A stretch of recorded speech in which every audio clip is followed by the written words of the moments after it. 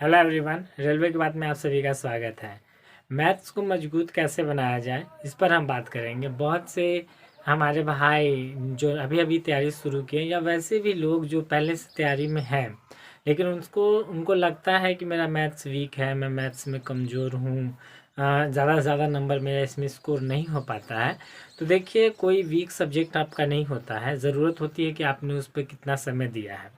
जब आप किसी सब्जेक्ट में आपका नंबर स्कोर होता है, जब आप किसी सब्जेक्ट में नंबर लाते हैं, तो वो नंबर ये शो करता है कि आपने कितना समय किसी सब्जेक्ट में दिया है। मैं अपनी बात कहूँ तो मैट्रिक के समय में मेरा सबसे ज़्यादा स्कोर फिजिक्स में हुआ था। 100 में अप्रॉक्स मेरा 90 के करीब आया था। और उसका मेन रीज़न जो हम ऑब्ज़र्व कर पाए, उसका मेन रीज़न यही था कि फ़िज़िक्स को हम बहुत ज़्यादा समय दिए थे। मुझे पढ़ने में रुचिकर लगता था। हर हर बार, यानी कि जब ऑफ टाइम है तो कोई भी सब्जेक्ट यदि निकालने की बात हो तो मैं फ़िज़िक्स से निकालता था।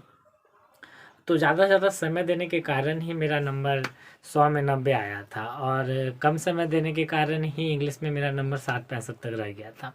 तो ये जो नंबर्स होते हैं किसी भी एग्ज़ाम में, जो आपको नंबर्स मिलते हैं किसी सब्जेक्ट में, तो आपको मेरिट को तो क्लैरिफाई नहीं करते, लेकिन वो इस बात को बहुत हद तक बता पाते हैं कि आपने उस सब्जेक्ट पर कितना काम किया है, कितना समय आपने उस सब्जेक्ट को दिया है। तो मैथ्स वीक नहीं होता किसी का भी, ज़रूरत होता है उस पर समय देने की, और सही तरीके से समय देने की।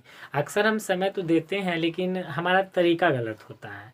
तो सही तरीके से यदि आप अप्रोच करें मैथ्स पर, तो आपका मैथ्स वीक नहीं रहेगा और कमज़ोर नहीं रहेगा। आप आसानी से उसे स्ट्रांग बना पाएंगे। यदि आपने मेरे वीडियो उनके लिए बेहतरीन होने वाला है जिन्होंने अभी अभी तैयारी शुरू किया है, जो भी मैं इंटर किए हैं, मैट्रिक किए हैं और कंपटीशन की दुनिया में आए हैं, इस फील्ड में आए हैं। वैसे जिन्होंने शुरू से तैयारी की है लेकिन उनको भी लग रहा है कि मेरा स्कोर कम आता है, तो उसका मुख्य रीज़न मैं आपको इस वीडियो में बता दूंगा कि आप किस तरीके से सही अप्रोच दें मैथ को, तब जाकर आपका स्कोर अच्छा आ सकता है। मैं हवा में बातें नहीं करूंगा, क्योंकि मैं खुद इस फील्ड में हूँ। किस तरीके से इन चीज़ों को बेहतर बनाया जाए और आपके लिए आसान बनाया जाए, ताकि आप इन चीज़ों को आसानी से करके पहली बार में ही सिलेक्शन ले लें। हमारी तरह 4-5 साल का ये समय, ये ड्यूरेशन आपको ना लगे किसी भी जॉब को लेने में। तो मैथ्स की यदि हम बात करें, तो मैंने जो ऑब्ज़र्व किया कि आप किस तरीके से मैथ्स को स्ट्रॉन्ग कर सकते हैं, मजबूत बना सकते हैं, तो जो मैंने किया है और वही मैं आपको सजेस्ट करूँगा, क्योंकि ये बेहतरीन तरीका रहेगा, आप करके देखिएगा ना। सबसे बेहतरीन है कि आप किसी भी जनरल कंपटीशन की तैयारी करें। यदि मैथ्स का सिलेबस उसमें है, तो यदि आप सिलेबस को देखें तो percentage, ratio, height and distance, general सभी टॉपिक्स यही रहते हैं, सेम ही रहते हैं। तो आप 9 और 10 की बुक, कोई भी पब्लिकेशन हो, या आप जिस को पहले पढ़ चुके हैं मैट्रिक में 9-10 में, उसी किताब को आप दोबारा बना सकते हैं, क्योंकि उसके नोट्स भी आपके पास पहले से ही होंगे। तो 9-10 के पहले, सबसे पहले 2 महीना का समय दीजिए उस किताब को, और उन दोनों किताबों को बेहतरीन तरीके से आप बना जाइए। बिल्कुल बेसिक से, जो पहले आपने मैट्रिक के समय में जिस तरीके से बनाया है उसी तरीके से बनाइए। कंपटीशन की दुनिया में हम क्या करते हैं ना, थोड़ा ट्रिक्स लगाते हैं कि समय कम लगे और सवाल जल्दी बन जाए, लेकिन आप बेसिक के तरीके से ही बनाइए, जिस तरीके से आप मैट्रिक में और 9th के क्लास में उन सवालों को बनाते थे। 2 महीना का समय दीजिए आप। उसके बाद आप किसी स्टैंडर्ड बुक की तरफ अपना रुख करिए। आर.एस. अग्रवाल हो गया, राकेश यादव सर का हो गया, किसी भी पब्लिकेशन का हो गया, महेश मिश्रा हो गया।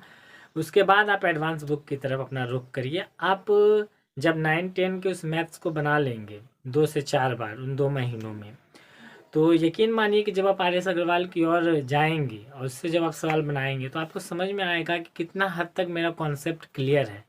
और यदि आप ट्रिक्स नहीं जानते हैं कि हाँ जल्दी कैसे बनेगा, फिर भी आप उन सवालों को 9-10 में जिन सवालों को आपने बनाया है बेसिक से, उन सवालों को बहुत आसानी से आप बना पाएंगे। हल्का समय ज़्यादा लगता है बेसिक से बनाने पर, लेकिन यदि आपका बेसिक क्लियर है तो आप हाई से हाई लेवल तक के, सिर्फ रेलवे के एग्ज़ाम से नहीं, आप यदि सीजीएल के एग्ज़ाम के भी सवाल बनाना चाहें और आपका कॉन्सेप्ट क्लियर है, तो आप उन सवालों को समझ भी पाएंगे और थोड़ी मेहनत के बाद आप बना भी पाएंगे।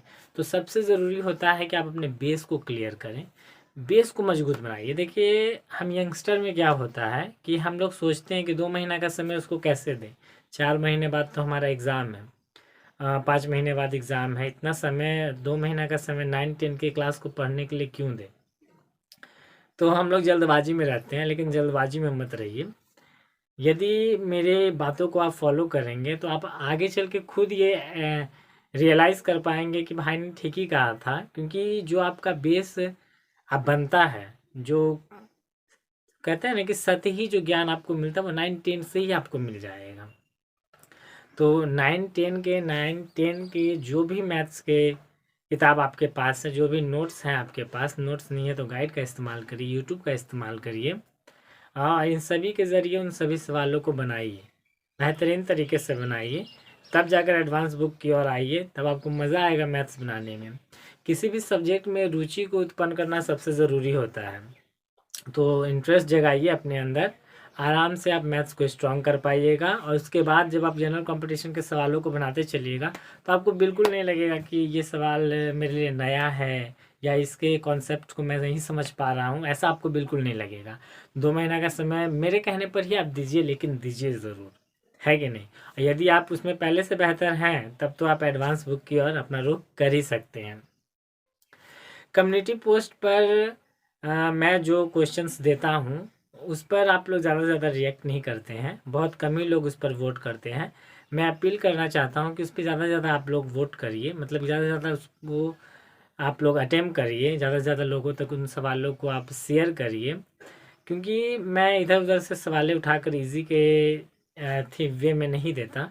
मैं किसी न किसी रेलवे के एग्ज़ाम में वो सवाल आए हुए रहते हैं तो ही मैं आपको देता हूँ, कि मैं चाहता हूँ कि आपका ट्रैक क्लियर रहे। आप रेलवे की बात चैनल पर रेलवे रिलेटेड कंटेंट के लिए आए हैं, तो इसमें आपको वही मिले जो आपके फ़ायदे का हो, जिससे आपका फ़ायदा हो, वही काम करना मुझे ज़्यादा पसंद पड़ता है, उसी के रिगार्डिंग वीडियोस बनाना मुझे ज़्यादा पसंद पड़ता है।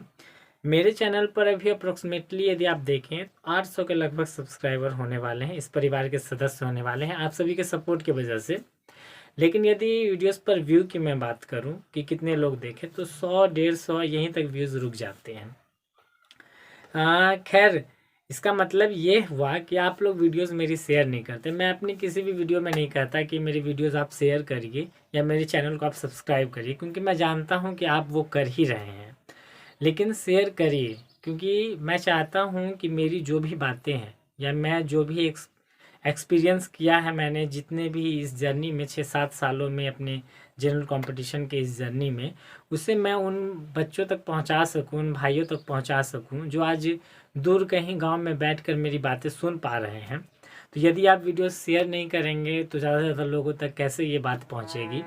मैं चाहता हूं कि उन सभी को ये अच्छा स्ट्रेटजी जो भी मैंने ऑब्ज़र्व किया है, जो भी मैंने सीखा है इन जर्नी में, वो मैं आपको बता सकूं, ताकि आपको 6-7 साल का ये ड्यूरेशन ना लगे, आप पहली बार में ही अपने एग्ज़ाम को क्लियर कर सकें और अपने करियर में ग्रो कर सकें, आगे बढ़ सकें। कोई भी क्वेरी हो आपको तो कमेंट बॉक्स में ज़रूर बताइएगा। Thanks for watching my video.